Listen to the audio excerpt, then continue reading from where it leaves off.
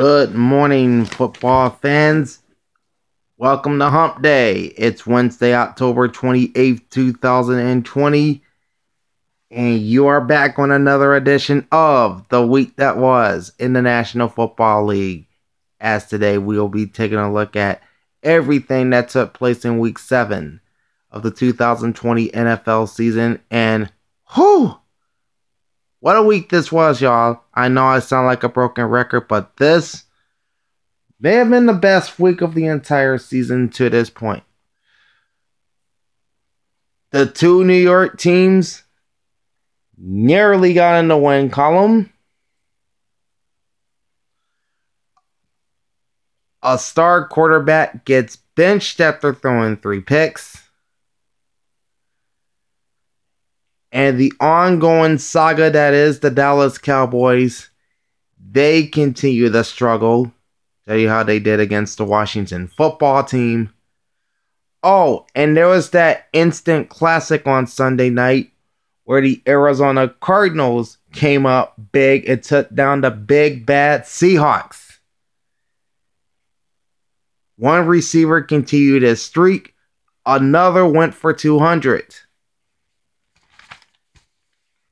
Plus, my Week 8 power rankings are coming up at the end, so stick around with me then.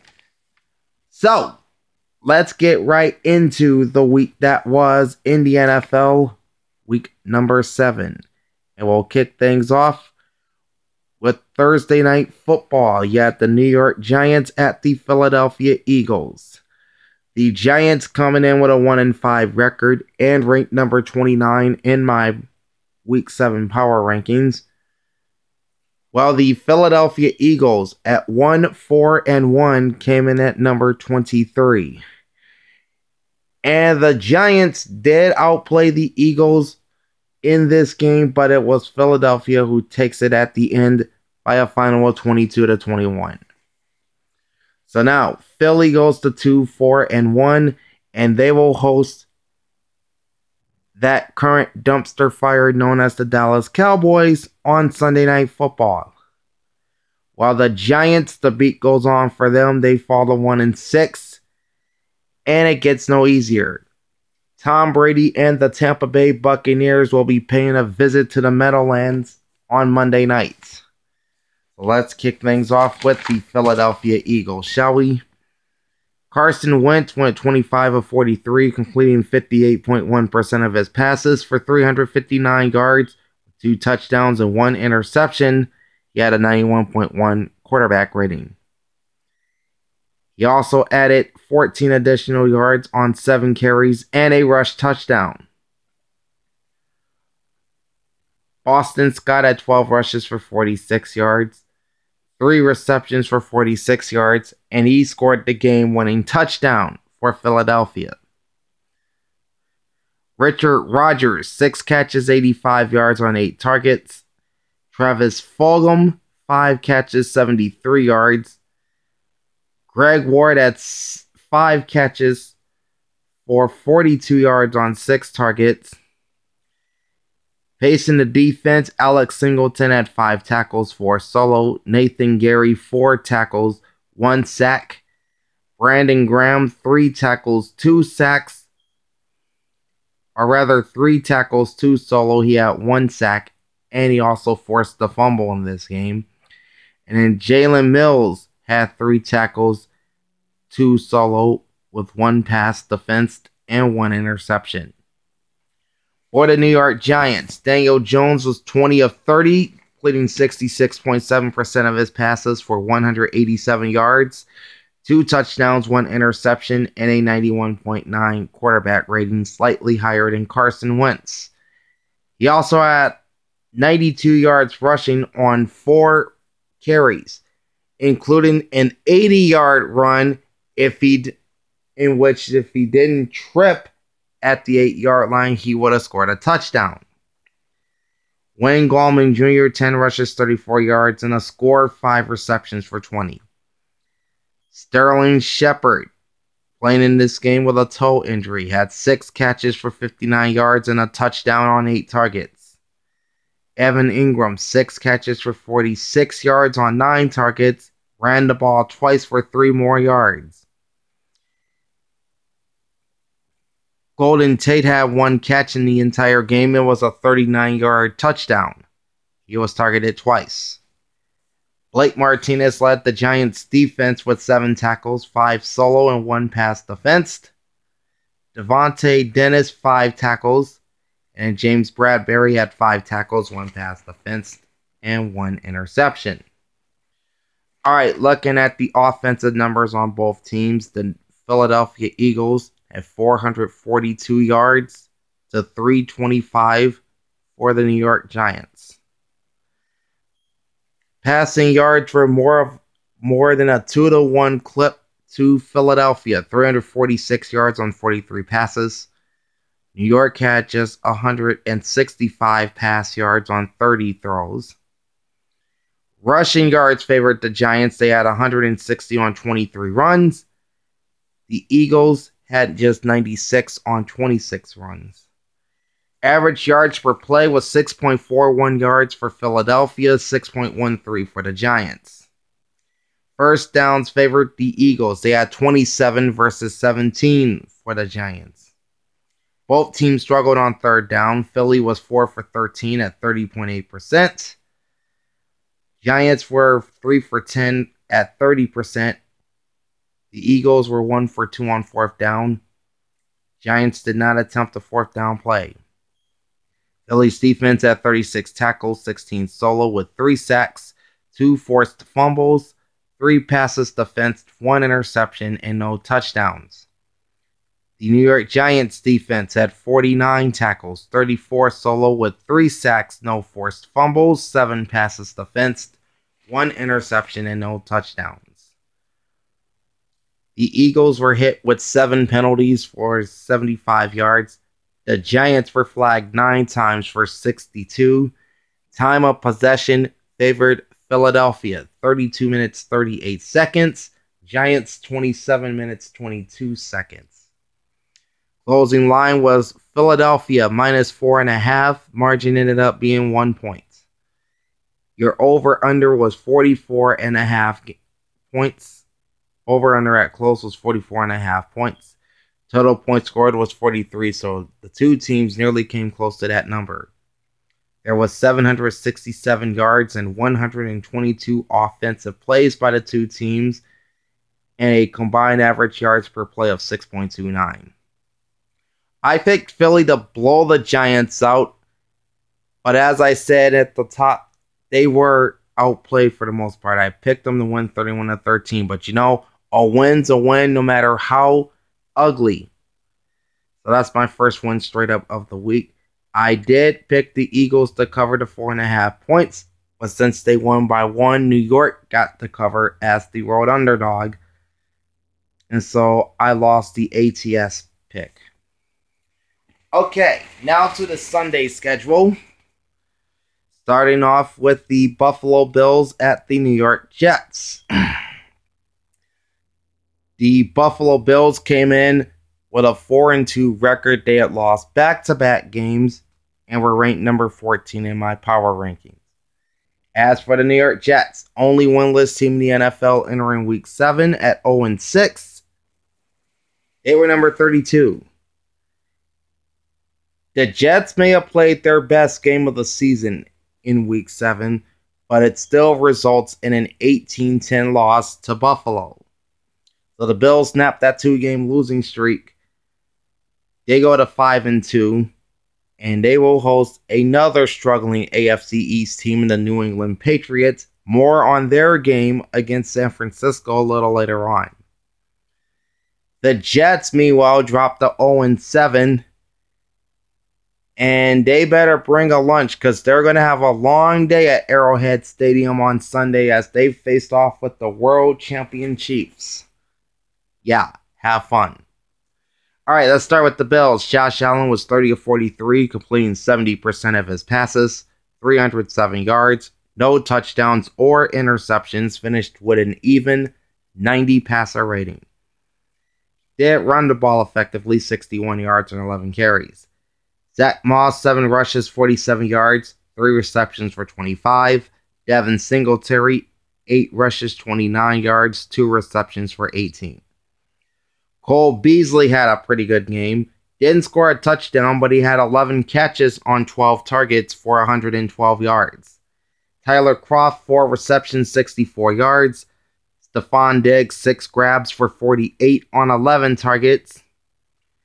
Jerry Hughes led the Bills' defense with 5 tackles, 4 solo tackles, 2 sacks, 1 forced fumble, 1 pass defense, and 1 interception. You gotta figure he's a candidate for AFC Defensive Player of the Week.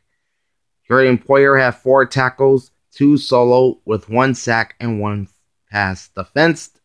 And AJ Klein had 4 tackles, 2 solo, and he also recorded a half sack in this game. Alright, Sam Darnold, who was out in the last couple of weeks due to injury, was back as a starter for New York. He was 12 for 23, completing 52.2% of his passes, 120 yards, no touchdowns, 2 interceptions, and a 31.1 quarterback rating.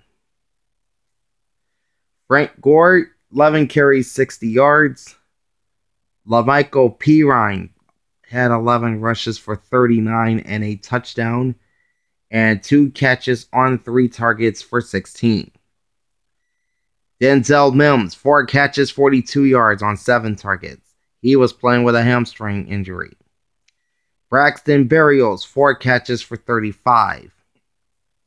Rashawn Perriman, who had both an ankle and a knee injury entering this game, but he played anyway. He had 2 catches for 27 yards, but he would leave this game with a concussion.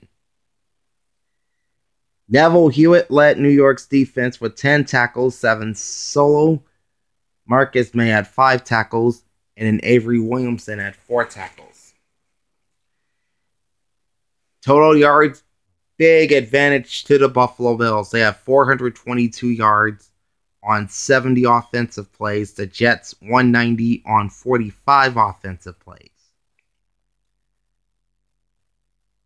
Buffalo outgained New York in the air, 296 yards on 43 passes to 91 yards on 23 passes for the Jets.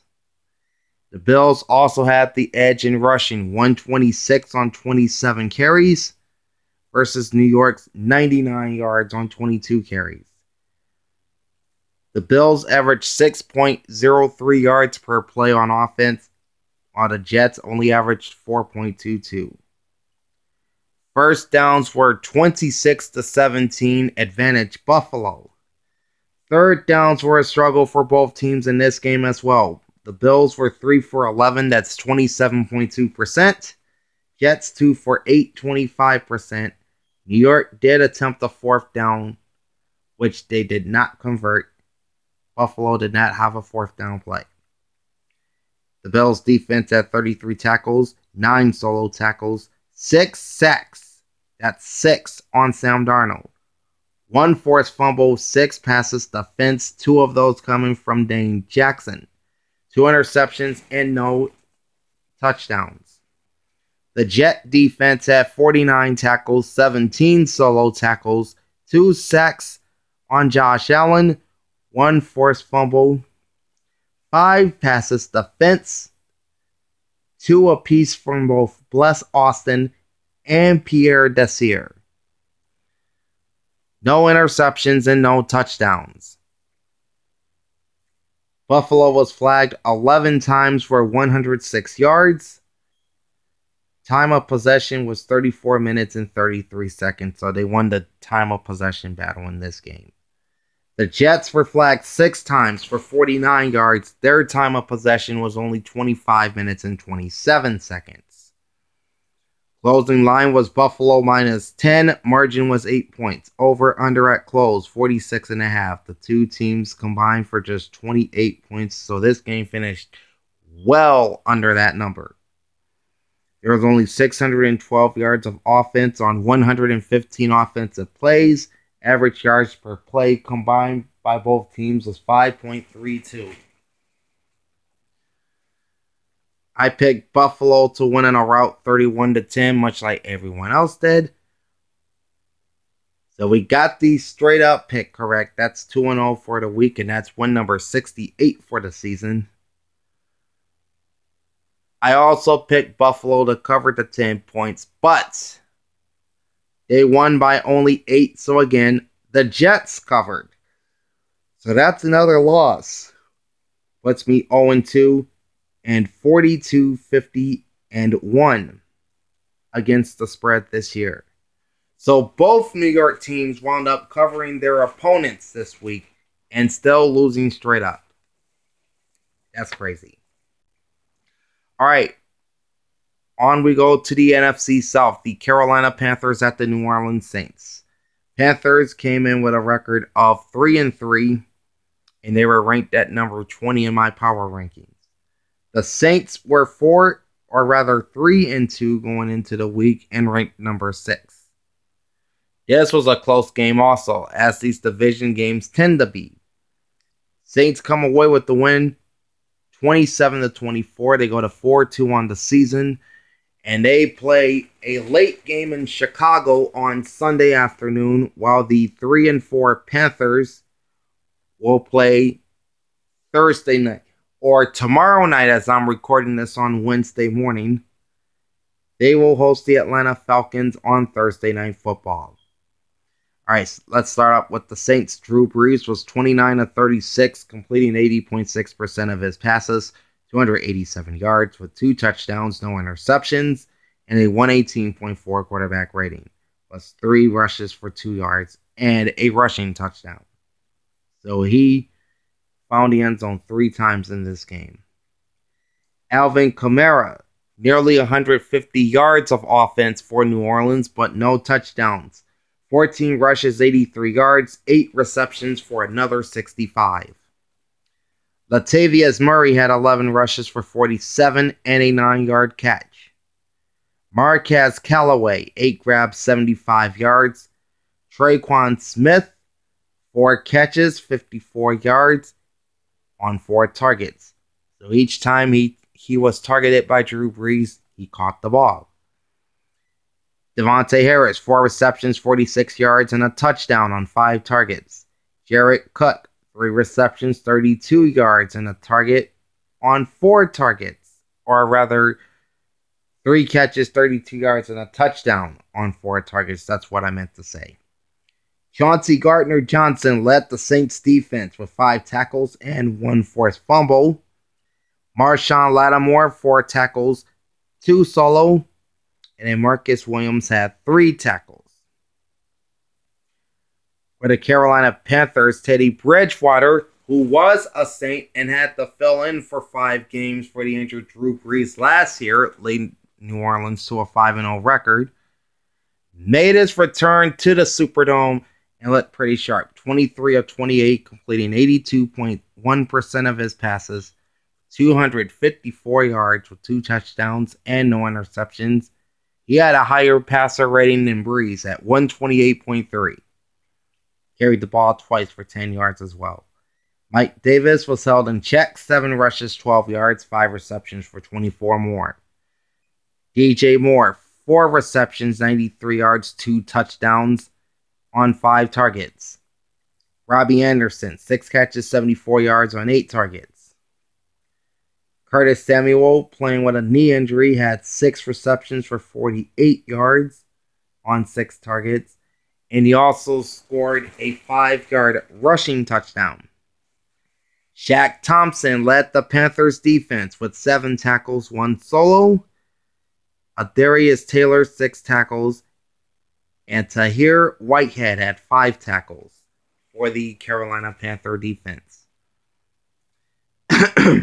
Sorry about that. All right. The Saints had 415 yards on 66 total plays, 277 yards passing on 37 pass plays, and 138 yards on 29 rushing plays. Average yards per play was 6.29. Carolina Panthers, 283 yards and just 42 plays run on offense, 246 yards on 28 pass plays, and only 37 yards on 14 run plays. They did average 6.73 yards per play, but they didn't have too many opportunities on offense. First downs favored the Saints 26-18. Both teams hit their third downs with regularity. How about New Orleans on third down on Sunday? 12 for 14. That's 85.7%.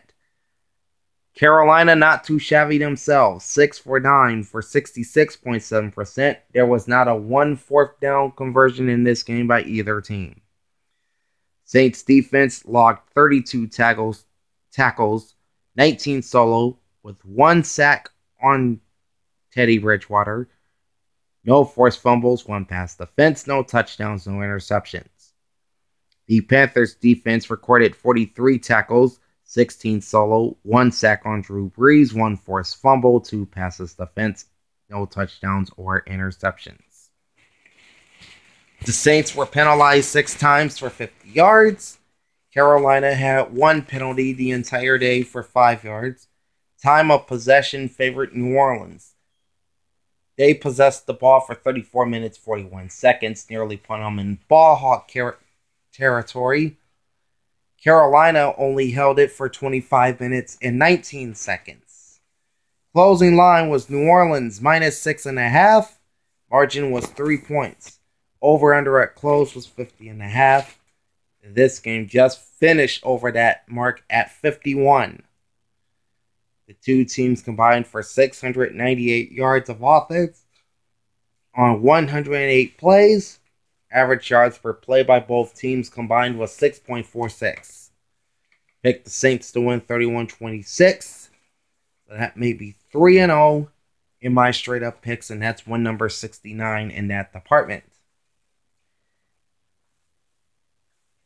And I did pick Carolina to cover the 6.5 points, which they did so, losing by just those 3. So that's my first ATS win of Week 7 and my 43rd overall. Alright, moving now to the AFC North. This was a pretty close game. The Cleveland Browns, 4-2, and ranked number 16 in my power rankings entering Week 7. Traveling down to Cincinnati to face Joe Burrow and the 1-4-1 Bengals, ranked number 25. Now, these two teams played on Thursday Night Football back in September, and that was a shootout, won by the Browns 35-30. This was another shootout, won by the Browns again, this time 37-34. And how about the Cleveland Browns off to their best start since 2007? They're 5-2. And they will host the Las Vegas Raiders on the shores of Lake Erie this coming Sunday. While the Bengals drop to 1-5-1. They get Ryan Tannehill and the Tennessee Titans at Paul Brown Stadium on Sunday. All right, let's take a look at the Browns. First, Baker Mayfield, very effective. 22 of 28, completing 78.6% of his passes. 297 yards. A career-high 5 touchdown passes to only 1 interception. He had a 135.6 quarterback rating. Kareem Hunt, 18 rushes, 76 yards, 3 receptions for 26. So he finishes over 100 yards for the day. Hunt also caught a receiving touchdown. He was playing this game with both injured ribs and an injured groin. Rashard Higgins, 6 catches, 110 yards on 6 targets. So he caught every pass that was thrown to him. Donovan Peoples-Jones. This is the rookie wide receiver from Michigan. 3 receptions, 26 yards in his first NFL touchdown.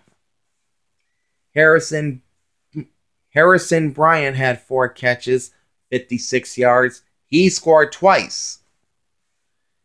David Njoku, 2 catches, 20 yards, and a touchdown on 3 targets.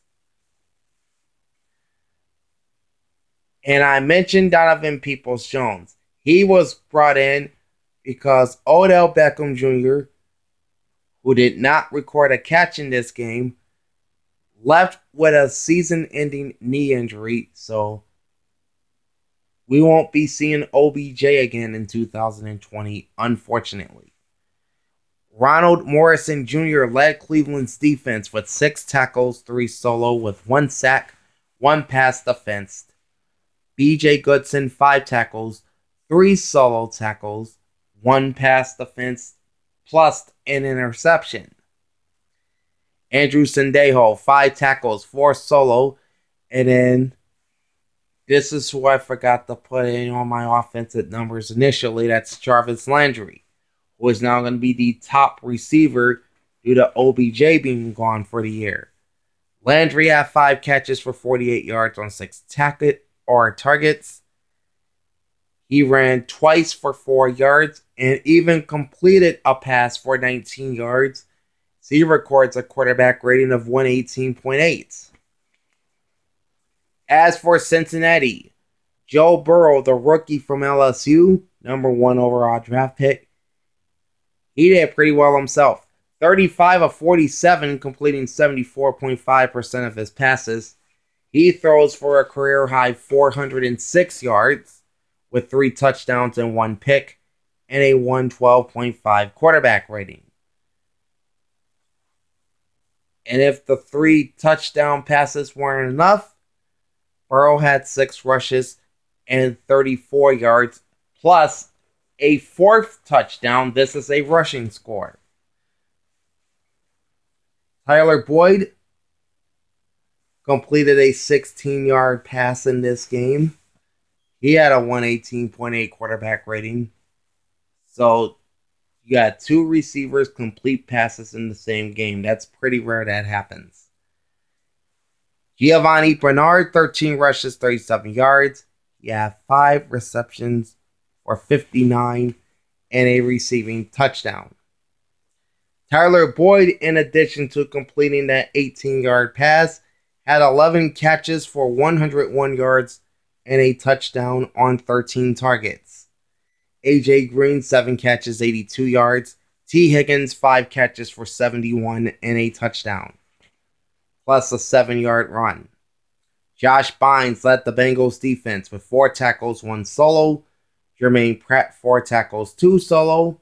And Von Bell had 3 tackles. All right.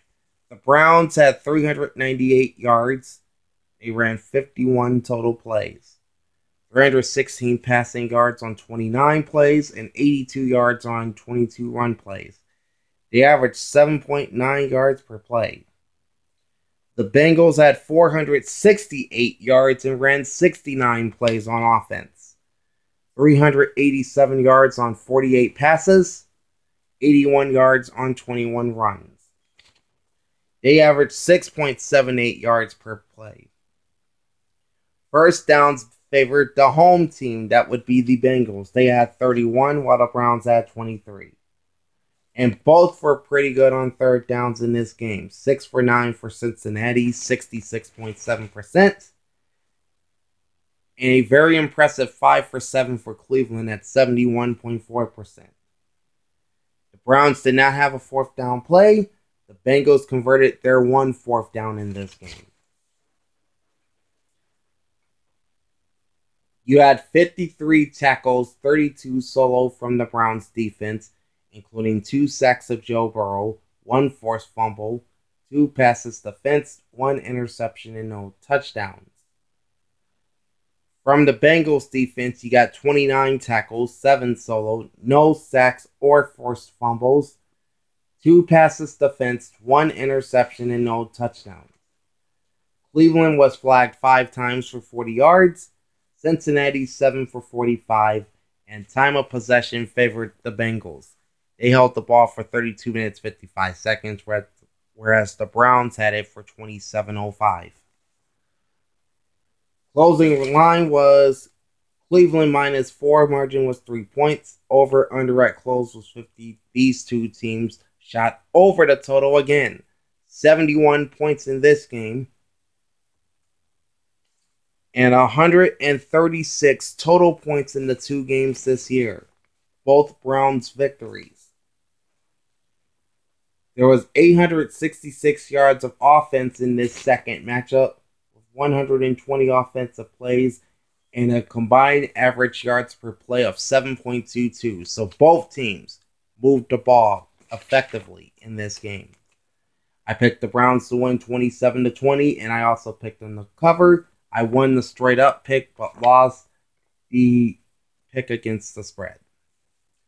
Okay, now we've come to the Dallas Cowboys as they visited DC to face the Washington football team. Dallas came in with a 2-4 record, and they were ranked at number 18 in my power rankings, and I personally thought that was too high. And then Washington, who was ranked at number 31, came in with a 1-5 record. Well, the Cowboys have once again proven that they miss Dak Prescott as they get torched by the Washington football team 25-3. Alright, so Washington is going into their bye week. We'll see them again on November 8th when they host the New York Giants in the nation's capital. Meanwhile, the Cowboys travel to Philadelphia on Sunday night to face the Eagles. Both teams sit with 2-5 records. Let's start off with the Washington football team. Kyle Allen was 15-25, completing 60% of his passes for 194 yards with 2 touchdowns and no interceptions, and a 111.1 quarterback rating, plus 4 rushes for another 11 yards. Antonio Gibson ran ragged over that depleted Cowboys defensive front. 20 rushes for 128 yards and a touchdown. J.D. McKissick, 5 rushes, 35 yards, 2 receptions for another 16. So he pretty much had his usual quiet day. Not quiet was Scary Terry McLaurin, once again living up to the name. Scary Terry recorded 7 catches for 90 yards and a touchdown on 11 targets. So he went to work against the Dallas secondary. As did Logan Thomas, 4 catches for 60 yards and a touchdown on 4 targets. He was playing with a neck injury. Cam Sims caught only 1 pass in this game. It was a 22-yard catch. Chase Young, the rookie, had 5 tackles, 4 solo. And then John Bostic had 4 tackles, 2 solo. More on him in a second. Cole Holcomb, 4 tackles, 3 solo with 1 pass defense, 1 sack, and 1 interception. For the Dallas Cowboys, Andy Dalton was 9 for 19, completing 47.4% for 75 yards with no touchdowns and a pick, and a 36.1 quarterback rating plus 16 additional yards on 3 rushes. He would leave the game midway in the third quarter after suffering a concussion. He was hit in the helmet from behind by Washington's John Bostic. We talked about him. Dalton was placed in concussion protocol. We'll see if he plays Sunday night against the Eagles. And Bostic, for that hit, he wound up getting ejected. So now Dalton is out. We know that Dak Prescott's lost for the year. So cue the third string quarterback. This is the rookie from North Dakota State. His name is Ben DiNucci. He came in, completed just 2 of 3 passes, 66.7% for 39 yards, and a 109.7 passer rating. He threw no touchdowns or picks. Ezekiel Elliott held in check once again. Only 45 yards rushing on 12 carries and a 6-yard catch. Tony Pollard, just 8 rushes, 16 yards, and a 6-yard catch. Mari Cooper, 7 catches, 80 yards on 7 targets. Dalton Schultz, 2 catches, 22 yards on 4 targets. Leighton Vander Esch led the Cowboys defense. He's been injured quite a bit this year also. He had 9 tackles, 6 solo. Jalen Smith, 6 tackles. DeMarcus Lawrence, 4 tackles, 1 solo with 1 sack. And then Everson Griffin, in what would be his final game as a Dallas Cowboy, recorded 3 tackles, 1 solo with 1 sack. It is reported on Tuesday that Griffin was traded to the Detroit Lions for a draft pick. I think they said a 3rd round draft pick. I'll have to look at the specs of the trade and then come back with an update on that. Okay. The Washington football team had 397 yards of offense running 64 plays. They recorded 189 yards on 25 passes and a whopping 208 yards on 39 run plays. They averaged 6.2 yards per play. The Dallas Cowboys, number 1 offense in terms of average yards entering Week 7, they were held to only 142 yards on 48 plays, 59 yards on 22 passes, and 83 yards on 26 rushes. They averaged 2.96 yards per play, so not even 3 yards per play on average for the Dallas offense. Washington had 21 first downs versus Dallas's 12. The no-names were 9 for 15 at 60% on 3rd down and 0 for... In fact, I'll cover that in a second. The Dallas Cowboys, not good on 3rd down. 3 for 12, that's 25%. And both teams were 0 for 1 on 4th down. Washington's defense at 41 tackles, 31 solo with 6 sacks on Dallas QBs. 2 forced fumbles, 4 passes defense, 1 interception, and no touchdowns. Dallas's defense recorded 43 tackles, 17 solo, with 2 sacks, no forced fumbles, 2 passes defense, both from Trevon Diggs, no interceptions, and no touchdowns. Washington was flagged 4 times for 30 yards. Dallas, 6 penalties for 49. Time of possession favors Washington. They held the ball for 36 minutes, 24 seconds. That puts them in ball hawk territory. Now, if you're new to the channel and don't know what a ball hawk is, it is a team that possesses the ball in a football game for at least 35 minutes, whether the game goes overtime or finishes in regulation. If they hold the ball for at least 35 minutes, they're considered ball hawks.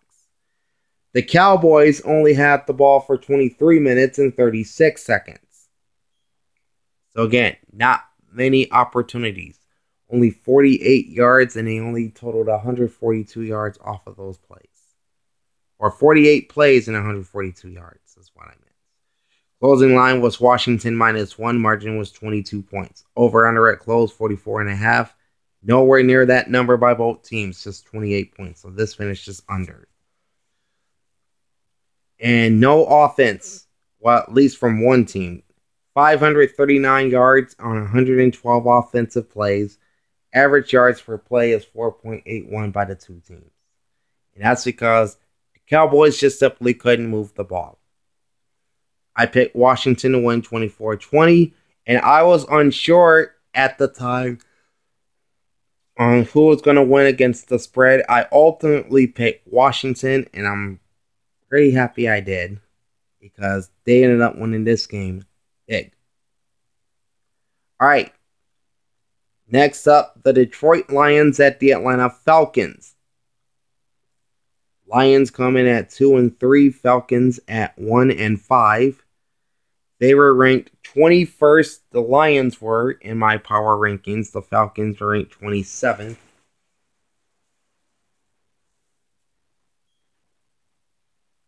And it was Detroit with some drama down at Mercedes-Benz Stadium as they win this game on a last-second touchdown, 23-22.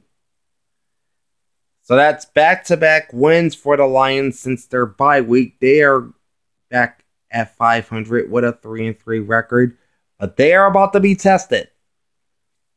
Sunday they will host the Indianapolis Colts at Ford Field, and the Colts come in with one of the top defenses in football. As for the Atlanta Falcons, they fall to 1-6. They play tomorrow night in Carolina. Charlotte, to be exact. All right, Matthew Stafford for the Lions was 25 of 36, completing 69.4% of his passes, 340 yards, with 1 touchdown and no picks, 108.6 quarterback rating, plus an 8-yard rush. Adrian Peterson limited to 29 yards on 11 carries and a 1-yard catch. DeAndre Swift, 27 yards on 9 rushes and 4 receptions for 21 on 5 targets. Kenny Golladay, 6 receptions, 114 yards on 7 targets. Marvin Jones Jr. battling a knee injury during this game at 5 catches for 80 yards on 6 targets. Danny Amendola, 3 catches, 62 yards on 4 targets. And TJ Hawkinson, considered the hero for the Lions, he had 5 catches for 59 yards and the game-winning touchdown grab in the closing seconds. He had been targeted by Matthew Stafford 6 times and caught 5 of those. Jaron Kearse led the Lion defense with 6 tackles and 5 solo. Darrell Roberts 6 tackles, and then rookie Jeff Okudah had 4 tackles and 1 pass defense. As for the Atlanta Falcons, Matt Ryan was 31 of 42, completing 73.8% of his passes for 338 yards. He also threw a touchdown and no interceptions, finished with a 105.1 quarterback rating. Todd Gurley II, 23 rushes, 63 yards, and 2 touchdowns, plus 2 receptions for another 16. Julio Jones, battling a hamstring injury, had 8 catches for 97 yards on 9 targets. Calvin Ridley, 5 catches for 69 and a touchdown on 7 targets. He was battling an elbow injury. Hayden Hurst, 6 catches, 68 yards on 7 targets. Russell Gage, 6 catches, 54 yards on 7 tackles. Keanu Neal had 10 tackles, 9 solo, 1 sack for the Falcon defense. Foye Olakun, 4 tackles, 1 pass defense. Kendall Sheffield, I should say, had 3 tackles. And Deion Jones, 3 tackles, 2 solo tackles, and 1 sack. The Lions had 386 yards of offense, ran 58 plays, 322 yards on 36 passes, 64 yards on 22 rushes. They averaged 6.66 yards per play. Kind of an omen, if you will, since Halloween's coming up this weekend. The Falcons offense had 2 more yards and ran 10 more plays than the Lions. They had 388 yards and they ran 68 plays. 322 passing yards on 42 passes, so they had the same amount of passing yards and 6 more passes. 66 yards rushing on 26 plays there.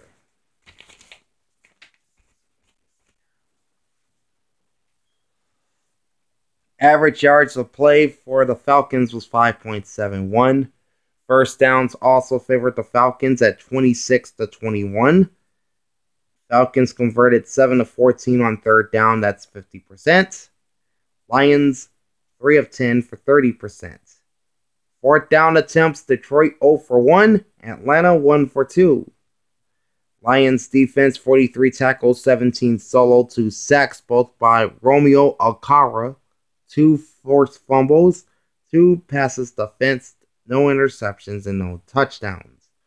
The Falcons defense at 41 tackles, 16 solo, with 2 sacks, no forced fumbles, 1 pass defense, no interceptions, and no touchdowns. Detroit was flagged 5 times for 50 yards. Atlanta, 8 penalties for 53. Time of possession favored the home team. Hawks held the ball for 30 minutes 45 seconds. Lions for 29 minutes and 15 seconds. Closing line was Atlanta -1. Margin was 1 point. Over under was a 55. Total points was 45, so both teams combined to finish below the number. There was 774 yards of offense, nearly evenly distributed by both. 126 total plays on offense and a 6.14 average yards per play. Now, I was unsure about this game, both against the spread and straight up. I picked Atlanta to win this game straight up. I picked them to win this game 23-21. So I end up taking the loss in the straight up department. Just my 25th of the year against 71 wins and 1 tie. But I did pick Detroit to cover. I was very unsure about that, but they did cover. And I got my 3rd ATS win of the week and my 45th of the year. So that's page 1 of the report. Here's page 2. Starting off with the Green Bay Packers at the Houston Texans. Packers at 5-1 and fresh off of last week's drilling at the hands of the Tampa Bay Bucks. They traveled to Houston to face the 1-5 Texans, who were ranked 28th in my power rankings, and Green Bay was ranked 8th. Well, they put that ugly loss from last week behind them as the Packers go into NRG Stadium and torch the Texans 35-20. So the Packers are now 5-1. They will host the Minnesota Vikings at Lambeau Field on Sunday, while the Houston Texans go into their bye week with a 1-6 record. We'll see them again on November 8th against another 1-6 team, also in the bye in week 8, the Jacksonville Jaguars. So let's look at the Packers. Aaron Rodgers, who had a very bad game in Tampa last week, turned that around this week with 23 completions on 34 attempts, completing 67.6%, 283 yards with 4 touchdowns and no interceptions, and a 132.4 quarterback rating. Jamal Williams, 19 rushes, 77 yards, and a touchdown, 4 grabs, I should say, for 37 on 5 targets. So he was over 100 yards in this game. Devontae Adams nearly went for 2 bills. He had 13 catches for 196 and 2 touchdowns on 16 targets. So he was running circles around that secondary of the Texans. Robert Tonyan, playing with an ankle injury, had 2 catches for 32 yards. He was targeted 7 times. Malik Taylor, 2 catches, 6 yards, and a touchdown. Jay Sternberger had 1 catch. It went for a touchdown, total 3 yards.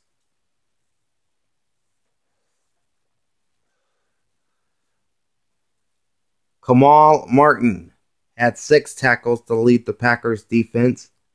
Raven Green, 5 tackles, 2 solo, 2 passes defensed. And Adrian Amos had 5 tackles, 4 solo, and 1 sack. To the Texans now. Deshaun Watson, 29-39, completing 74.4% of his passes, 309 yards, 2 touchdowns, no picks, and a 114.2 quarterback rating. So both quarterbacks in this game did not throw an interception. Watson also had 38 yards on 7 rushes.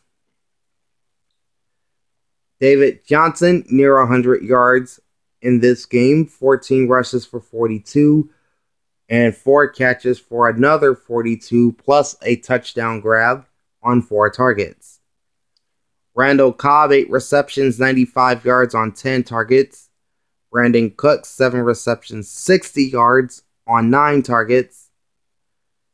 Duke Johnson, he was held to negative yardage rushing, but he had 4 catches for 42 yards and a touchdown grab in this game. Will Fuller, the fifth, also had a touchdown grab, go along with his 3 receptions for 35 yards on 6 targets. Tyrell Adams, 5 tackles. Zach Cunningham, 4 tackles. And Eric Murray had 4 tackles, 2 solo for the Houston defense. The Packers ran 61 offensive plays, totaled 379 yards. The Texans also ran 61 offensive plays and totaled 365. Slight passing advantage goes to Houston. They had 286 on 39 passes versus 283 yards and 34 passes for Green Bay. Rushing yards favored the Packers in this game, 96-79. The Packers ran 27 run plays versus Houston's 22. Average yards per play was 6.21 for the Packers, 5.98 for the Texans. First downs favored Green Bay slightly, 22-20. Green Bay was 7 of 12 on third down for 58.3% and no fourth down attempts. Houston was 6 of 14 for 42.8% and 0 for 1 on. Houston was 6 of 14 on third down for 42.8% and 0 for 1 on fourth down. Packers defense, 44 tackles, 22 solo, with 3 sacks on Deshaun Watson, 2 forced fumbles, 4 passes defense, no interceptions or touchdowns. The Houston Texans defense had 35 tackles, 6 solo, and zeros everywhere else. No sacks, no forced fumbles, no passes defensed, no interceptions, no touchdowns. The Packers were flagged 5 times for 40 yards, Texans 6 times for 55 yards. Time of possession favored Houston, however. They held the ball for 31 minutes, 6 seconds. Packers 28 minutes, 54 seconds. Closing line, Green Bay 2.5, minus 2.5. Margin was 15. Over under 55.5. They just finished below that total by a half a point at 55. Total yards 744. Offensive plays was 122. The two teams combined average 6.1 yards per play.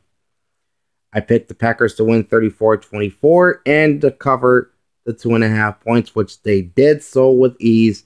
So I won both of those picks. Then the final early game on Sunday had the 5-0 Pittsburgh Steelers visiting Nashville to face the 5-0 Tennessee Titans. The two teams were ranked number 1 and number 4 respectively in my power rankings, and it's the number 1 team that stays unbeaten as the Steelers win 27-24. They go to 6-0, and they will travel to Baltimore to face the arch rival Ravens on Sunday. While Tennessee suffers its first loss of the season, they're 5-1.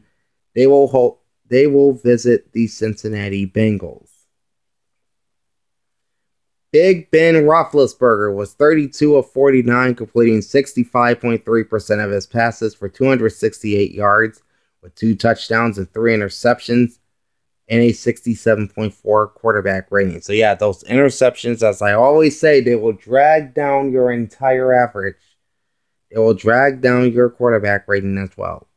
James Conner, great game for him. 20 rushes, 82 yards, 3 receptions, 29 yards on 5 targets. Benny Snell Jr., 2 catches, 2 yards, and a touchdown. Juju Smith-Schuster, playing with a knee injury, had 9 catches for 85 on 13 targets.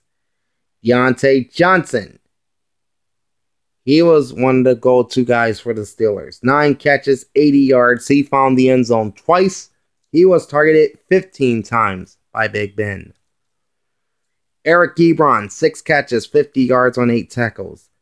Vance Williams led the Steelers defense with 9 tackles, 8 solo, 1 sack. Joe Hayden, 4 tackles, 1 solo, and 1 pass defense. TJ Watt, this is the brother of Texans linebacker JJ Watt. That's Texans defensive end JJ Watt. He had 4 tackles, 3 solo, 1 sack, and 1 pass defense. You would say he's in the running for AFC Defensive Player of the Week. Cameron Sutton, no relation to Cortland Sutton, I don't think. 4 tackles, 2 passes defense.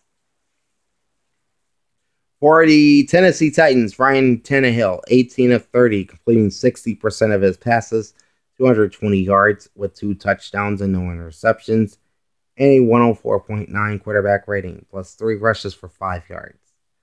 All right, Derrick Henry was held under 100 by the Steelers defense as expected, 75 yards on 20 rushes, but he did score a touchdown. A.J. Brown, he could not be contained. Bad knee and all, he could not be contained. 6 catches for 153 and a touchdown on 8 targets. Corey Davis, 6 catches, 35 and a touchdown on 10 targets. So they caught 12 passes, they were targeted 18 times, and they recorded nearly 200 yards, both Brown and Davis. Adam Humphries caught 1 pass for 19 yards. He was targeted 3 times. Malcolm Butler led Tennessee's defense with 7 tackles, 6 solo tackles. Jaylen Brown also had 7 tackles and 6 solo tackles. He also had 4 passes defensed and 1 interception. And then, give me a second, I'll try to read this. And then Amani Hooker had 3 tackles, 2 solo tackles, 2 passes defensed, and 1 interception. The Pittsburgh Steelers offense recorded 362 yards of offense, recorded 74 plays, 268 passing yards on 49 plays, 94 rushing yards on 25 plays. They averaged 4.89 yards per play. Tennessee Titans offense, 292 yards. They ran 54 plays, only 210 passing yards on 31 plays, and 82 yards on 23 rushes. They averaged 5.41 yards per play. First downs favored the Steelers, 23-15. And Pittsburgh, very good on third down on Sunday. 13 of 18, that's 72.2%, no fourth down attempts. Tennessee was 5 of 13 for 38.5%, 0 for 1 on fourth down. Steelers defense, 43 tackles, 28 solo with 2 sacks, no forced fumbles, 6 passes defense, no touchdowns or interceptions. The Titans defense at 53 tackles, 37 solo with no sacks, 2 forced fumbles. How about 11 passes defense by their defense, 3 interceptions, and no touchdowns. Pittsburgh was flagged 8 times for 69 yards, Tennessee 7 for 73. And the Steelers are ball hawks. They held the ball for 36 minutes and 37 seconds versus 23-23 for Tennessee. Closing line was the Titans -1. Margin was 3. Over under at close 51. Total points 51. Hit that total right on the bullseye. 654 combined yards of offense on 128 offensive plays. Average yards per play by both teams is 5.11. I picked the Steelers to win 28-24, so I came very, very close with that score. And I also chose Pittsburgh to cover as the underdog, which they do. Winning both those picks. All right, now we move to the late games. This was the game that was scheduled for Sunday Night Football. The Tampa Bay Buccaneers at the Las Vegas Raiders. Tampa Bay came in at number 7 in my power rankings and a 4-2 record. Vegas was number 11 in my power rankings, and they had a 3-2 record. And it was Tampa Bay going out to Sin City and winning 45-20. They torched the Raiders. So Tampa at 5-2 remain in first place in the NFC South. They will face the Giants in New York on Monday Night Football. While the Raiders dropped to 3-3, they got another tough game in Cleveland against the Browns. And this game will pretty much determine how legit the Raiders are. Tom Brady was 33 of 45, completing 73.3% of his passes for 369 yards, with 4 touchdowns and no picks, and a 127 QB rating. He also had a 1-yard rushing touchdown, so he scored 5 of his team's 6 TDs. Leonard Fournette, playing with an ankle injury, 11 rushes, 50 yards, 6 receptions for 47. Leonard nearly had a 100-yard game. Ronald Jones II, had 13 rushes, 34 yards, and a touchdown and a 2-yard catch. Scotty Miller, 6 catches for 109 and a touchdown on 9 targets. Chris Godwin, 4 catches, 88 yards, and a touchdown on 9 targets. Rob Gronkowski, the touchdown theme continues. 5 receptions, 62, and a touchdown on 8 targets for Gronk. And then Tyler Johnson got in on the fun as well. Just 2 catches for 4 yards. He also scores a touchdown. Devin White, 9 tackles, 7 solo, 3 sacks, and 1 forced fumble. He's my front runner for NFC Defensive Player of the Week. Levante David, 7 tackles, 6 solo, and then Shaquille Barrett, 4 tackles, 2 sacks, 1 pass defense. Or rather, 4 tackles, 2 solo, and 1 pass defense. For the Raiders, Derek Carr was 24-36, completed 66.7% of his passes for 284 yards with 2 touchdowns and 1 pick. He had a 97.5 QB rating, plus an additional 19 yards on 2 rushes. Jalen Richard held to 24 yards on 7 rushes. Again, that Tampa Bay front is very tough to run on. Nelson Aguilar, 5 catches, 107, and a touchdown on 9 targets. Darren Waller, 6 catches, 50 yards, and a touchdown on 9 targets as well. Hunter Renfrow, 4 catches, 42 yards on 6 targets. Trayvon Mullen, 9 targets, or 9 tackles, I should say, 2 passes defense. Eric Karras, 6 tackles, 5 solo, and a forced fumble. And then Corey Littleton at 5 tackles and 2 solo tackles. Tampa Bay Buccaneers offense, 454 yards on 70 plays. 369 yards on 45 passes. 85 yards on 25 runs. They averaged 6.49 yards per play. Las Vegas, 347 yards on 60 plays. 271 on 36 passes. 76 on 24 runs. They averaged 5.78 yards per play. First downs favored the Buccaneers, 29-19. Third down conversions for Tampa Bay was 7 for 12 at 58.3%. For Las Vegas, third downs were 5 for 13, that's 38.5%. Fourth down conversions, Tampa Bay 1 for 1, Vegas 1 for 2. Bucs defense, 46 tackles, 37 solo with 3 sacks, 1 forced fumble, 4 passes defense, 1 interception, and no touchdowns.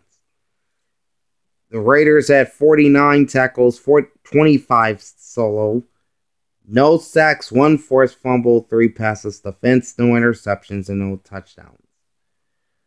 Both teams were penalized 4 times. Tampa Bay racked up 20 yards in penalties, while the Raiders had 35. Time of possession favored Las Vegas, 31 minutes and 4 seconds. Tampa Bay, 28-56. Closing line was Tampa Bay -4. Margin was 25 points. Over-under was 51.5. The two teams combined for 65 points, finishing over the total. They also combined for 130 offensive plays and 801 yards. Average yards per play by both teams is 6.16. I picked Tampa to win this game 30-17, and I also picked them to cover the 4 points which they did so, winning by more than 6 times that amount.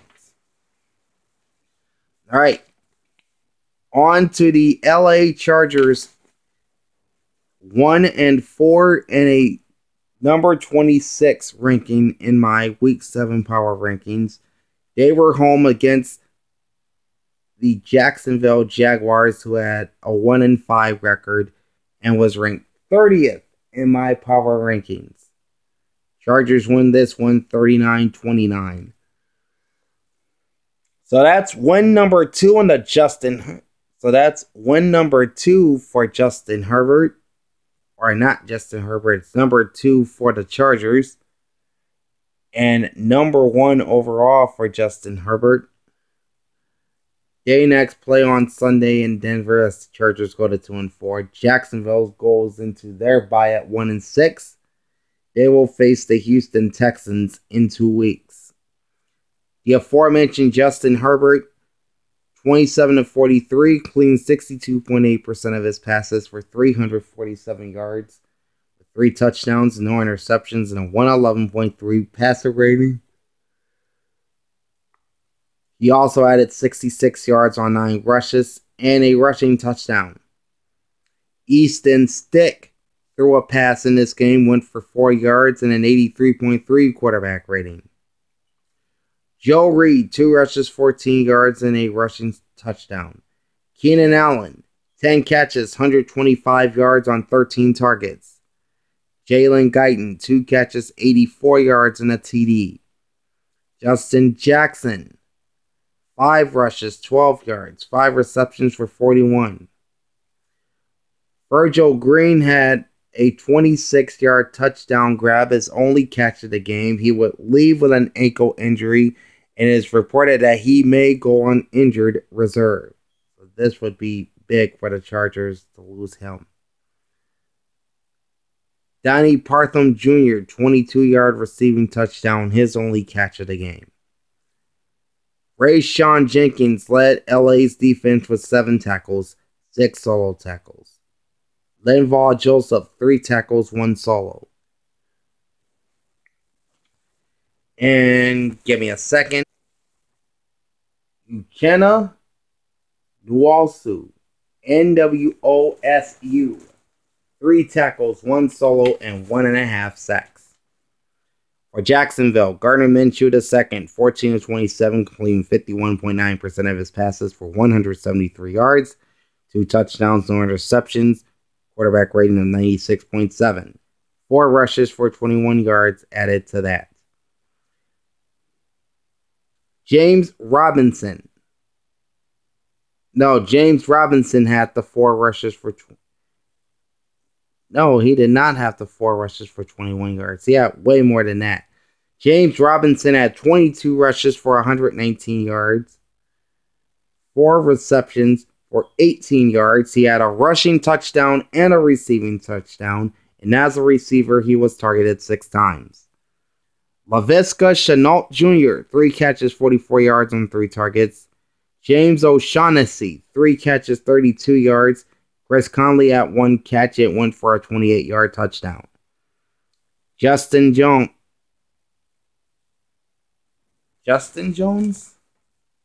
No, I'm having a tough time reading my handwriting. That's Josh Jones. He had 6 tackles and 4 solo tackles to lead Jacksonville's defense. Also making the score sheet is C.J. Henderson, 5 tackles, 2 solo, and Devon Hamilton with 4 tackles. Chargers offense, 484 yards on 76 plays. 349 on 44 passing plays, 135 on 32 rush plays. They averaged 6.37 yards a play. Jacksonville's offense, 294 yards on 54 plays. 154 passing on 27 passes. And 140 rushing on 27 runs. Averaged 5.44 yards per play. First downs, nearly a 2-1 advantage to the Chargers. They had 29 versus the Jaguars 15.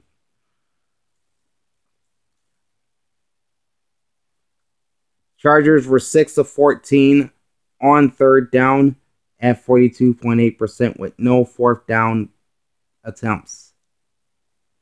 Jacksonville was 6 of 15 on third down for 40%, but not so great on fourth down. They had 4 attempts on fourth down, only converting 1 of those 4 for 25%. LA's defense, 38 tackles, 16 solo with 5 sacks, 1 forced fumble, 1 pass defense, no touchdowns or interceptions. Jacksonville had 40 tackles from their defense, 3 of those solo with 1 sack, no forced fumbles, 2 passes defense, no interceptions or touchdowns. LA was flagged 3 times for 35 yards, Jacksonville 6 times for 55 yards. Time of possession, 34 minutes, 31 minutes, or 34 minutes and 31 seconds, nearly putting the Chargers in ball hawk territory. Jacksonville was 25 minutes and 29 seconds. Closing line was LA minus 7.5. Margin was 10. Over under 48.5. The two teams combined to score 68 points, so this game finishes over.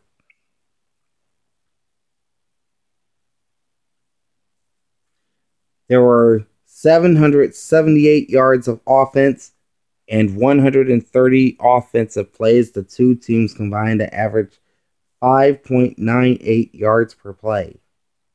I picked the Chargers to win 27-17 and to win straight up. I picked the Chargers to win straight up 27-17 and to cover the 7.5 points. Did so barely, winning by 10. And the second to last game on Sunday afternoon, you've got the Kansas City Chiefs, the defending Super Bowl champions, 5-1 record and number 2 in the power rankings, going into Denver to face the 2 and 3 Denver Broncos, ranked 22nd. And it was all Kansas City as the champs just walked over Denver 43-16, and they did so in the snow. Chiefs go to 6-1, and they have a pretty easy game coming up on Sunday against the Jets. Denver, meanwhile, drops to 2-4. They will welcome the Chargers into Empower Field on Sunday, and it will be the first time Melvin Gordon, the one-time Charger, will see his former team. All right, let's look at the Chiefs. Patrick Mahomes, 15-23, completing 65.2% of his passes for 200 yards with 1 touchdown and no interceptions.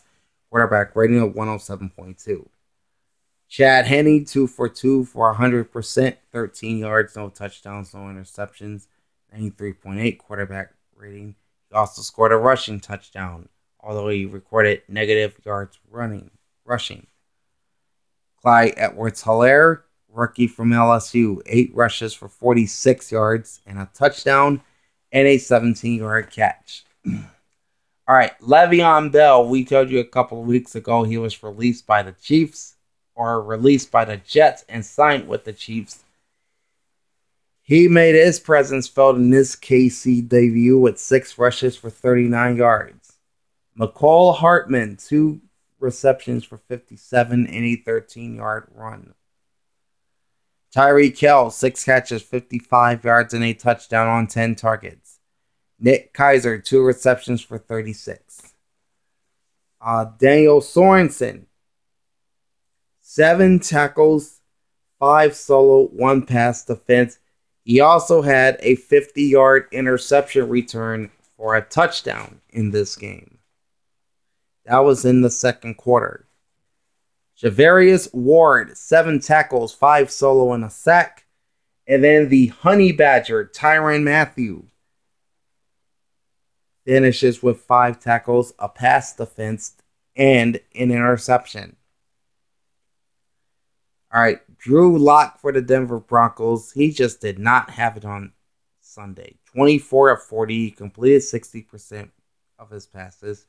He does throw for 254 yards. However, he had no touchdowns, and he threw a pick twice, lowering his quarterback rating for the game to 57.7. plus 3 rushes for 8 yards and a rushing score. Philip Lindsay, he was having a pretty good game. He had 79 yards on 9 carries before leaving the game with a concussion. And then Albert Aquabonum, and yeah, I did butcher his last name. I could not pronounce it even if I tried. He had 7 catches for 60 yards. Tim Patrick, 3 receptions, 44 yards on 4 tackles, or 4 targets. He would leave this game with a hamstring injury, according to Denver defensive coordinator Vic Fangio. Patrick is listed as day-to-day with that hamstring. Noah Fent, who's been out the last few weeks with an ankle injury, he's back. 3 receptions, 38 yards on 7 targets. A.J. Johnson, 7 tackles, 5 solo, 1 forced fumble. Bryce Callahan, 4 tackles, 3 solo. And Malik Reed, 4 tackles, 3 solo, and 2 sacks to pace the Denver Broncos defense. Alright, Kansas City Chiefs really didn't have to put up a lot of yards in this game per se to win it. 286 on 47 plays, 185 on 25 passes, 101 on 22 runs. They averaged 6.09 yards per play. Denver had 411 yards and they ran 73 plays. 234 on 40 passes.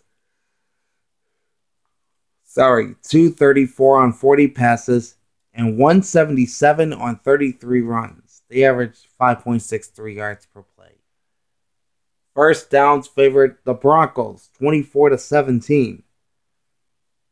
And there you got your third down conversions.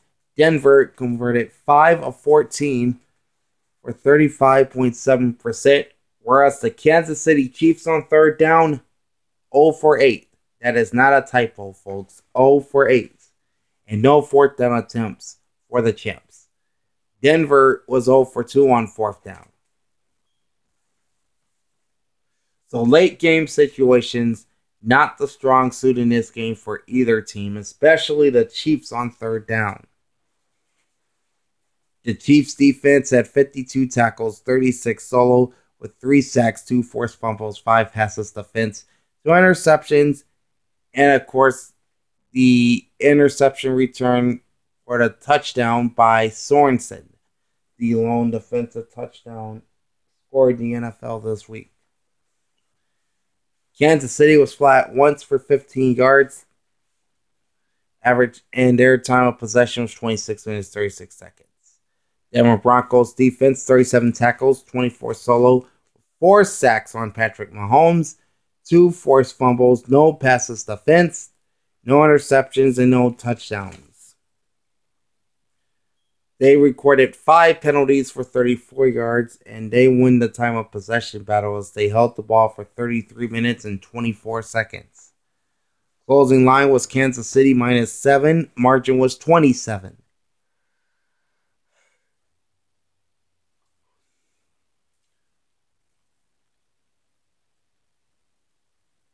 Over-under was set at 46. Total points, 59. So this game finishes over. There were 697 yards of offense, 120 offensive plays.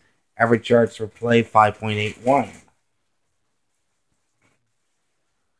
I picked the Chiefs to win 27-16. Although I did say another score earlier, I decided to make it 27-16. And I also had Kansas City covering the points, which I did. And this was a changed pick because I had Denver initially covering the points. But on Saturday, I changed my mind and said the Chiefs would cover the points, which they do handily, winning by 27. So I got both those picks right. All right, the final Sunday afternoon game, the San Francisco 49ers, 3-3 and number 13. At the New England Patriots, 2-3 and number 19. And it was all 49ers as they go into Foxborough and stomp the Patriots 33-6. So the Niners, despite being last place in the NFC West, they're back over 500 at a 4-3 record. And they're off to Seattle to face the Seahawks, and their game with the Cardinals will be next after this one. The New England Patriots fall to 2-4, and they get the Buffalo Bills in Orchard Park next week. All right, Jimmy Garoppolo was 20 of 25, very efficient, completing 80% of his passes for 277 yards, no touchdowns, and 2 interceptions. He had a 79.5 quarterback rating and a 4-yard rush as well.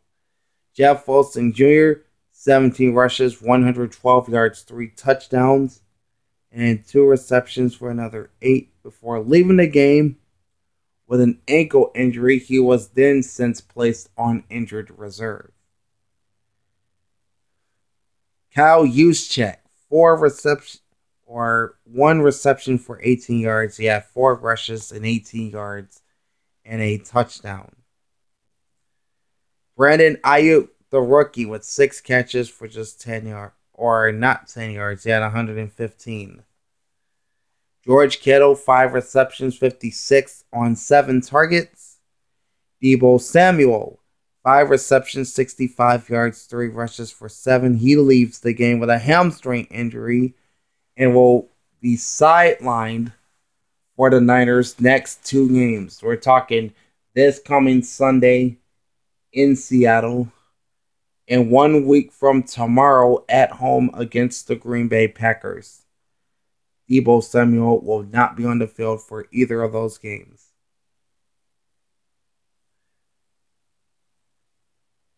Tarvarius Moore had 5 tackles, 4 solo, and 1 pass defense.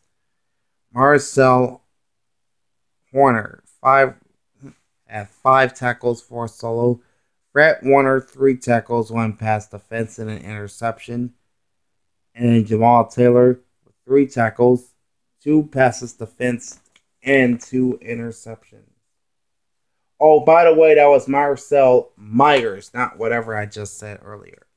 For the Patriots, Cam Newton, probably one of his worst games as a pro.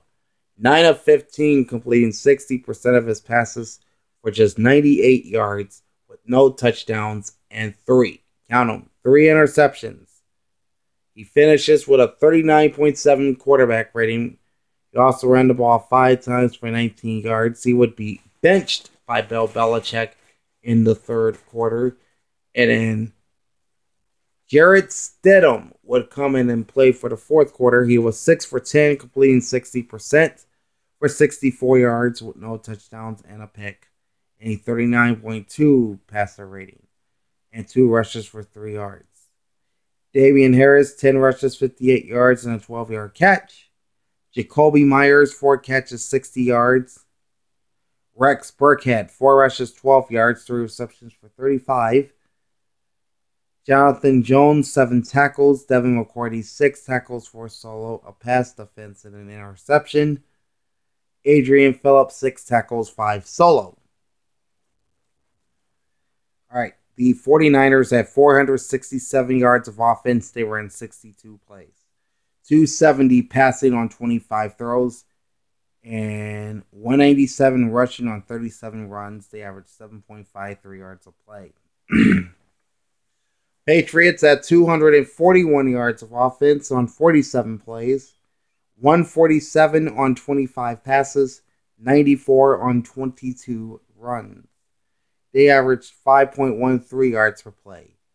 San Francisco has the advantage in first downs, 26-17. Third down conversions, Niners were 5 for 9, 55.6%. Patriots, a paltry 1 for 6 at 16.7%. Neither team had a 4th down play. Niners defense at 42 tackles, 24 solo, 2 sacks, 2 forced fumbles. 6 passes defense, 4 interceptions by the Niner defense, 3 on Cam Newton, the 4th being on Jarrett Stidham, and no touchdowns. New England Patriots, 54 tackles, 34 solo, 1 sack on Jimmy G, no forced fumbles, 2 passes defense, 2 interceptions, and no touchdowns. The Niners were flagged 6 times for 65 yards, Patriots 3 times for 30 yards. Time of possession favors San Francisco. They held the ball for 38 minutes and 23 seconds. That makes them ball hawks. Patriots 21 minutes and 37 seconds. Time of possession. Closing line was New England -3. Margin was 27. Over under at close 44.5. Total points 39. Finishing under the number. They had 700. The two teams had 708 yards, 109 offensive plays, and an average of 6.5 yards per play. I picked New England for some odd reason to win this game 26-20, and I also picked New England again for some odd reason to cover the points. They lost both. Now, we talked about moments ago that the Steelers and Titans were the game of the week. Well, that was based on the matchup. This next game is the game of the week.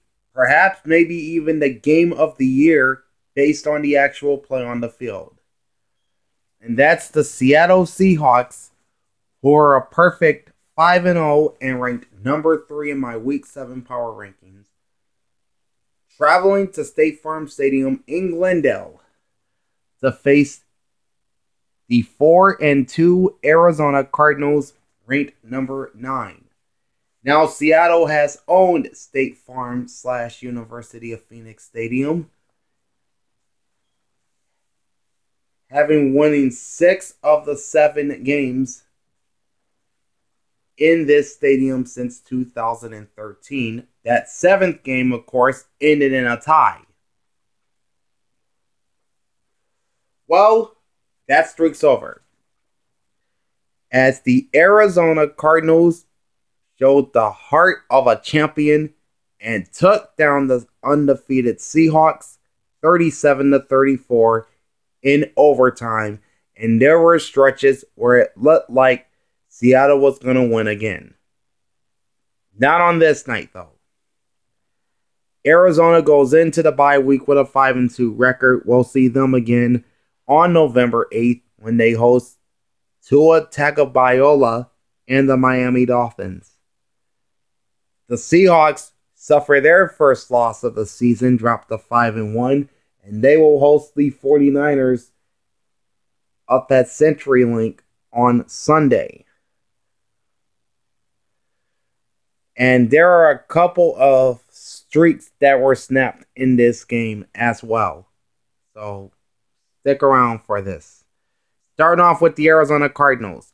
Kyler Murray was 34 of 48, completing 70.8% of his passes for 360 yards with 3 touchdowns and 1 interception. He had a 104.5 quarterback rating.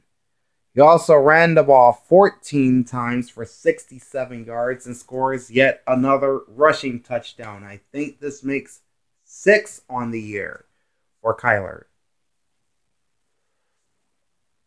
Chase Edmonds, 5 rushes, 58 yards, 7 receptions, 87. So he was over 100 yards in this game.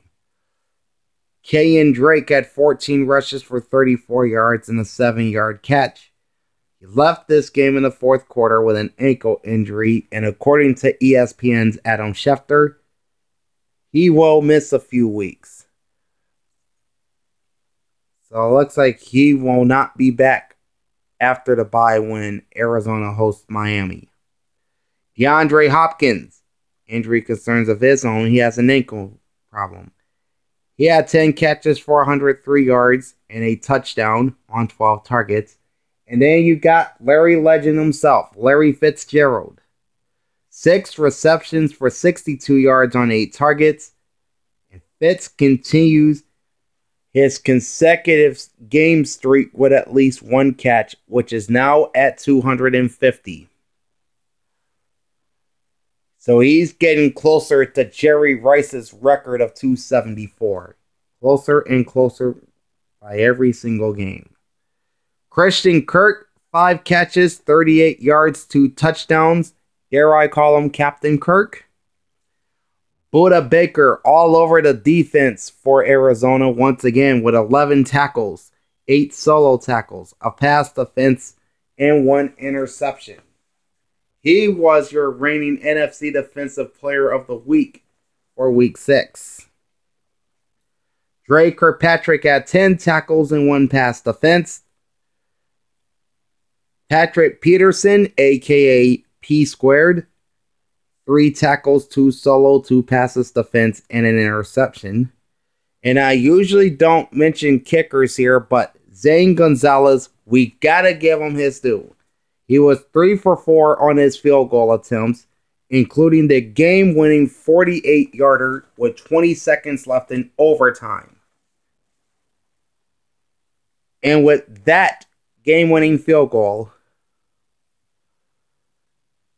the Cardinals become the first team to win after trailing by at least 10 points with under 4 minutes left. The previous 255 instances in which this stipulation was in place, that team has lost. And Arizona was down 34-24 before they scored a touchdown to pull it to within 3 with 2:28 left in regulation time. So again, that streak is over. The last 255 teams before the Cardinals on Sunday had lost if they were trailing by at least 10 points with 4 minutes or less remaining in the ballgame.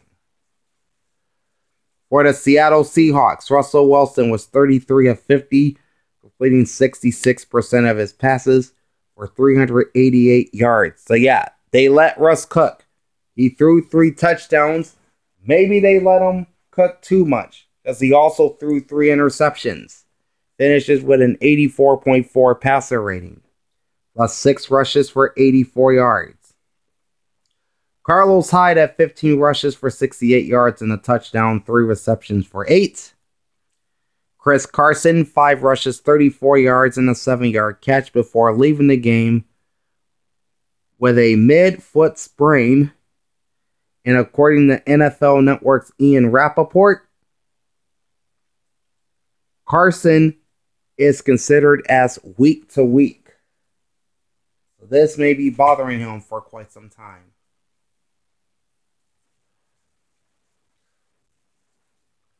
Tyler Lockett, 4 words for you.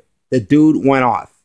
15 catches, 200 yards, 3 touchdowns on 20 targets. David Moore had 3 catches for 54 yards and a 4-yard run. And Will Dissly had 2 catches for 38. Ryan Neal, 8 tackles, 7 solo tackles.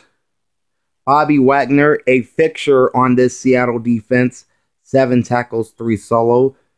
KJ Wright, another fixture on this Seahawk defense, had 7 tackles.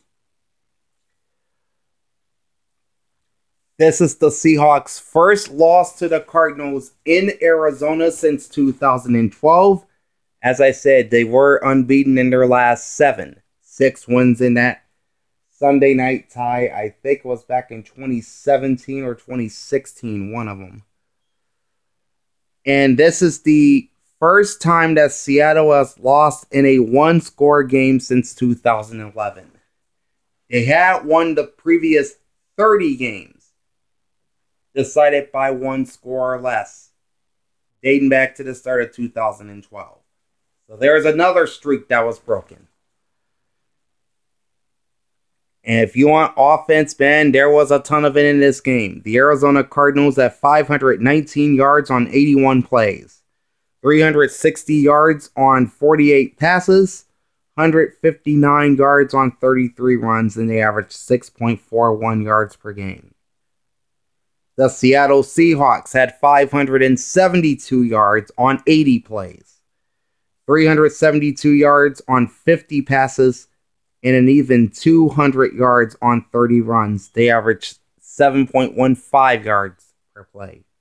First downs favored the road team. 33 for the Hawks, 31 for the Cardinals.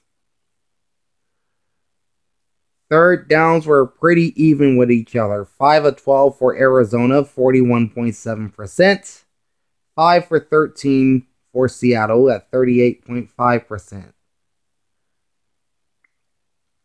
Fourth down conversions, 1 for 1 Seattle and 1 for 2 for Arizona. So both teams in late down situations each finished 6 for 14 in this game. Cardinals defense at 56 tackles, 35 solo, 2 sacks, no forced fumbles, 5 passes defensed, 3 interceptions on Russell Wilson, and no touchdowns. Seattle's defense at 55 tackles, 36 solo, no sacks, 1 forced fumble, 1 pass defense, 1 interception, and no touchdowns. The Cardinals were flagged 6 times for 40 yards. Seattle, 8 penalties for 78. Time of possession favored the Hawks. Their ball Hawks as they possessed the ball for 39 minutes and 32 seconds versus Arizona's 30 minutes and 13 seconds. Closing line was Seattle minus 3.5. Margin was 3 points. Over under at close was 55.5. And man, there were a bunch of points and a bunch of plays and a bunch of yards in this game. Obviously, this game finished over the 55.5 point total as the two teams combined for 71 points, 1,091 yards of offense. They ran 161 offensive plays and averaged a cool 6.78 yards per play. So based on number of yards, this is the biggest offensive output of any game this year. I picked Seattle to win this game 28-24. I'll take the loss there. I'm happy for it. And I'm also happy to take the against the spread loss as well as I had them covering the 3.5 points. So I don't take losing all that well, but this is one game I'm more than happy to take the loss in, both straight up and against the spread. This, my friends, was an instant classic. And wrapping up week number 7 was Monday Night Football, and this game was far from an instant classic. The Chicago Bears entering with a 4-2 record and a number 10 ranking in my power rankings,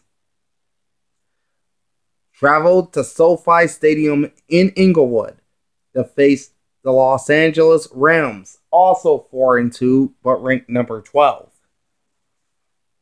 LA dominated all night and won 24-10.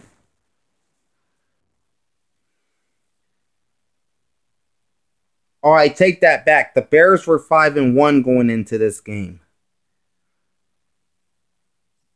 But either way, LA does win 24-10. The Rams will travel to Miami on Sunday, while the Bears return home to host Drew Brees and the New Orleans Saints.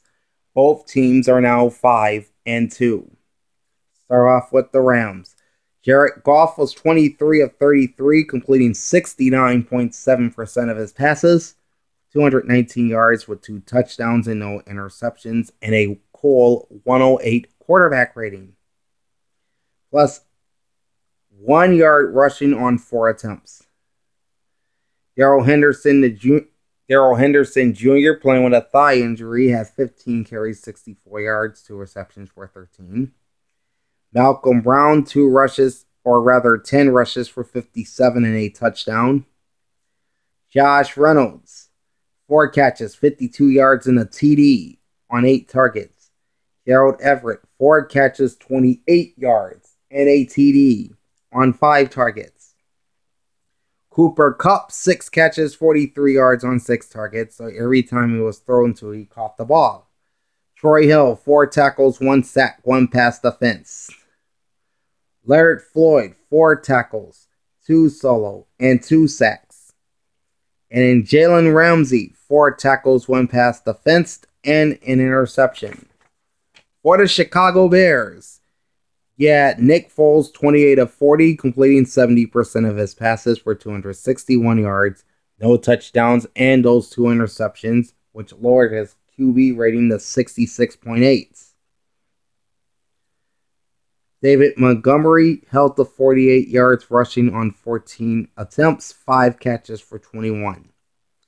Allen Robinson II, 4 grabs, 70 yards, 4 targets. Cole Kmet, the rookie, had 2 catches for 45. Jimmy Graham, far from a rookie, he had 5 grabs for 31 on 6 targets. Eddie Jackson paced Chicago's defense with 8 tackles and 7 solo tackles. Roquan Smith, 7 tackles, 6 solo. And then Khalil Mack, who had some back issues but was able to play, had 4 tackles, a sack, and a forced fumble.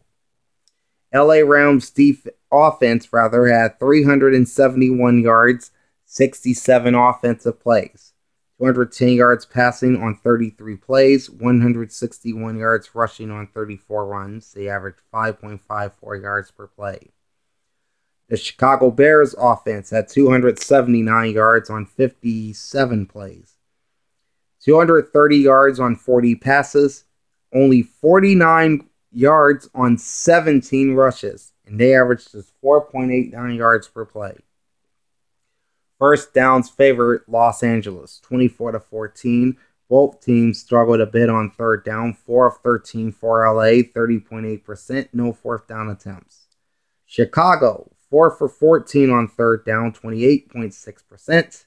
1 for 4 on fourth down, that's 25%. So they were a combined 5 for 18 in late down situations. That's 27.7%, or rather 27.8%. Either way, that's bad. LA's defense recorded 38 tackles, 8 solo, with 4 sacks on Nick Foles, no forced fumbles, 5 passes defense, 2 interceptions, and no touchdowns. Chicago's defense had 47 tackles, 29 solo, with 1 sack, 2 forced fumbles, 2 passes defense, no interceptions, and no touchdowns. The Rams were flagged 4 times, the Bears 6 times, and both teams recorded 46 penalty yards. Time of possession favors Los Angeles, 32 minutes, 35 seconds, to Chicago's 27 minutes and 25 seconds. Closing line was LA minus 6.5. Margin was 14. Over-under was 44. The two teams combined for 34 points, so this game finishes under the total. The offenses had 650 yards, 124 plays, averaging 5.24 yards per play. For some strange reason, I picked the Bears to win both straight up and against the spread and wound up losing both those picks. But still, all in all, a pretty good week in picking these games. I went 10-4 in my straight up picks. That's 71.4%. For the season, I am now 76-28-1, which is 72.9%. So I'm still around that 73% area, which is pretty good. I will take that. Against the spread, I finished with a winning record for the second week in a row. 8-6 this week. That's 57.1%. And for the year, I am 50, 54-1. So I'm back to a 48%. 48.1% to be exact. In my picks against the spread. And I'm going to continue to improve on that number as the season continues. Alright, as we wrap things up, we'll take a look at the Week 8 Power Rankings. And we'll start out with the New York Jets at 0-7. They're still at number 32. They are off the Arrowhead to face the world champion Chiefs. Have fun. Number 31 is the Jacksonville Jaguars at 1-6. Last week at number 30. They're down a spot. They're in the bye week. In fact, the next three teams in front of them also fell a spot. The New York Giants at 1-6 slipped to number 30. They will play the Tampa Bay Buccaneers at home on Monday night. They're 1-6, as I mentioned. The Houston Texans at 1-6 are in the bye. They're at 29. And in number 28, also down a spot, is the Atlanta Falcons. They will play at Carolina tomorrow. They're 1-6. Leapfrogging those four teams up 4 spots to number 27 is the Washington football team at 2-5 heading into their bye week. Down 4 spots to number 26 are the Denver Broncos. At 2-4, they will host the LA Chargers. Holding steady at number 25, I did not punish this team for losing. That's the Cincinnati Bengals. But if they do in fact lose to the Tennessee Titans, they will be punished. And I will drop them next week. Number 24, and I think I have them ranked too high.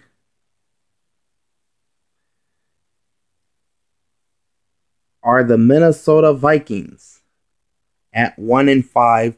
They're coming out the bye and headed to Lambeau to face the Packers in Week 8. Falling 5 spots to number 23, and I may think I have them ranked too high, are the Dallas Cowboys. They play again Sunday night in Philadelphia, possibly with their third-string quarterback. Number 22, falling 3 spots from last week, are the New England Patriots. They travel to Buffalo to battle the Bills. See, the Cowboys are 2-5, and the Patriots are 2-4. The Vikings are 1-5.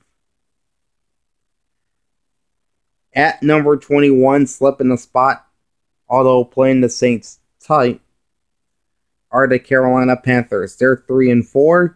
They will host the Atlanta Falcons on Thursday to try to snap that 2-game losing streak. Number 20 is the Philadelphia Eagles, up 3 spots to number 20 is the Philadelphia Eagles, up 3 spots. They are 2-4-1. They host the Dallas Cowboys on Sunday Night Football. And then our biggest jump in this week's power rankings goes to the Los Angeles Chargers at 2-4. They move up 7 spots to number 19. And they will travel to Denver to face the Broncos. Up 3 spots to 18 are the Detroit Lions at 3-3. They will play host to Indianapolis. Holding steady at number 17 and coming off the bye are the Miami Dolphins at 3-3. They will host the LA Rams. Down 5 spots, also with down 5 spots to number 16, also with a 3-3 record, are the Las Vegas Raiders.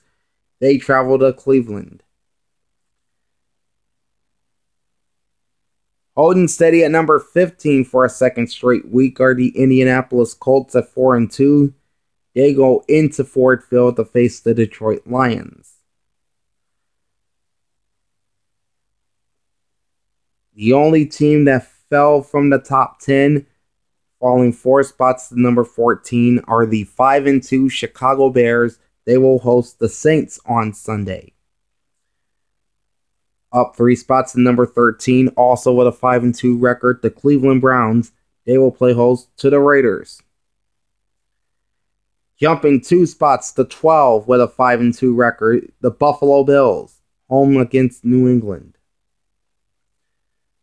Also up 2 spots to 11 with a 4-3 record, the San Francisco 49ers. They are in Seattle. And that brings us to our top 10. And kicking things off with the biggest drop in my Week 8 power rankings. And that's the Tennessee Titans at 5-1, Falling 6 spots to number 10, they are off to Cincinnati to face the Bengals. Up 3 spots to number 9 with a 5-2 record, the LA Rams. They are in Miami. Tumbling 5 spots to number 8 with a 5-1 record, the Seattle Seahawks, and they will host the San Francisco 49ers. So this is back-to-back NFC West division rivals the Seahawks will face. Jumping 2 spots to number 7 is the team that knocked Seattle from the unbeaten ranks, and that's the 5-2 Arizona Cardinals in the bye week. Up 2 spots to number 6 at 5-1 are the Green Bay Packers. They will host Minnesota. And that brings us to our top 5.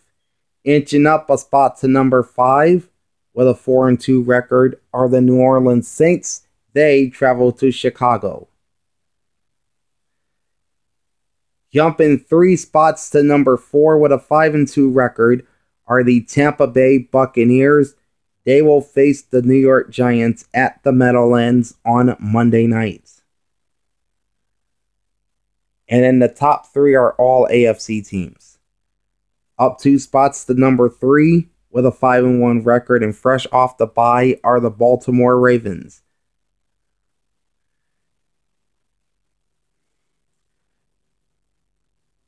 Holding steady at number 2 and a 5-1 record, the Kansas City Chiefs. The defending Super Bowl champions will host the New York Football Jets. I think they'll have a field day against that team. And then holding my number 1 spot, the lone unbeaten remaining in the NFL at 6-0, the Pittsburgh Steelers. They are off to Baltimore to face the number 3 ranked Baltimore Ravens. So this will be the second week in a row that the Steelers will play a team in the top 5 of my power rankings. They beat the Tennessee Titans, who were previously number 4. Let's see how they do against the 3rd ranked Ravens this week. Alright, so that was the week that was in the NFL, week number 7 of 2020. Like, comment, and subscribe to my channel. Ring the bell every time I get or go live. This is Big Al signing off.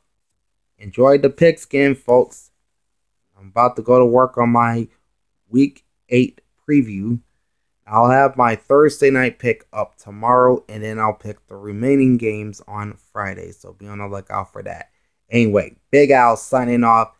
Happy Hump Day. Talk to y'all later. Peace out.